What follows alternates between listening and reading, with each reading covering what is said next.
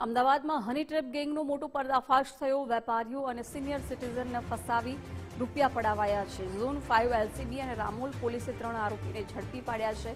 રવિન્દ્ર હળવદિયા, ગીતા ગોહિલ, નસરીન ઉર્ફે નાઝ પઠાણ પકડાયા છે। અગાઉ ઉપેશ સરવૈયા અને હિતેન ચૌહાણની ધરપકડ થઈ ચૂકી છે। રવિન્દ્ર હળવદિયા પીઆઈ તરીકે ઓળખ આપતો હતો। નાઝ પઠાણ સોશિયલ મીડિયાથી લોકોને ફસાવતો હતો। ઘરે મળવા બોલાવી બાદમાં રૂપિયા પડાવવાની રીત અપનાવતો હતો। 20થી વધુ લોકોને હની ટ્રેપમાં ફસાવી લૂંટ ચલાવાઈ છે। હની ટ્રેપ ગેંગના હજુ 2 આરોપી ફરાર છે।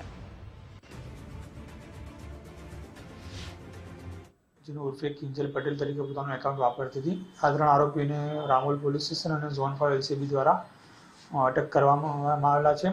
જેઓ લોકોના વધુ રિમાન્ડ માગીને 16 તારીખ સુધીના ટોટલ 8 દિવસના રિમાન્ડ આપવામાં આવેલા છે।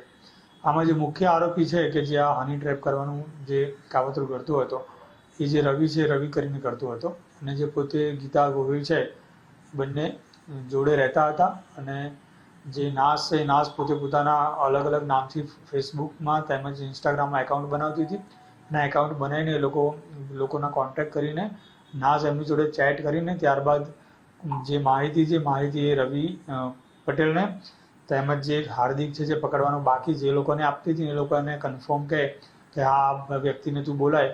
ત્યારબાદ નાઝ એને આ ફ્લાઇટ ઉપર મળવા બોલાવતી હતી અને પોતે નીચે રિસીવ કરવા જતી હતી અને ઉપર જઈને ત્યારબાદ એ ગીતાને મળાવતી હતી।